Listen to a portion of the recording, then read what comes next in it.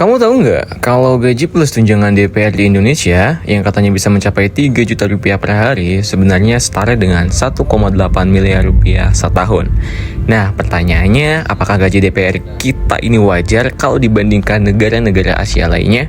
Yuk kita bandingkan ya guys. Pertama Jepang, anggota parlemen Jepang digaji sekitar 25 juta yen setahun. Memang besar, tapi dibandingkan rata-rata gaji warga Tokyo, itu cuma sekitar 3,6 kali lipat gaji karyawan biasa.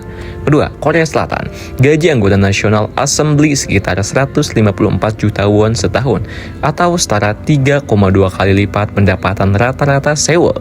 Singapura, parlemennya digaji 192 ribu dolar Singapura setahun, dan itu sekitar 2,9 kali lipat pendapatan median warga Singapura.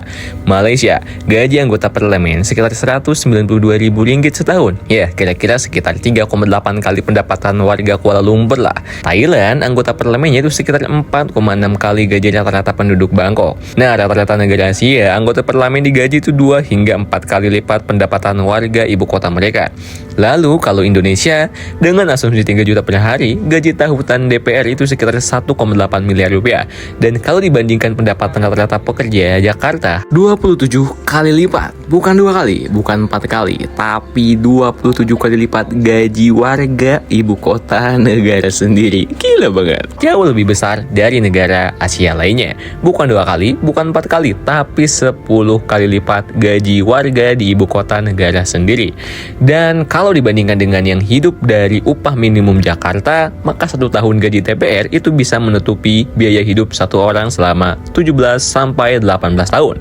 Bayangin, satu orang DPR sama dengan hampir 2 dekade biaya hidup satu pekerja miskin Jakarta.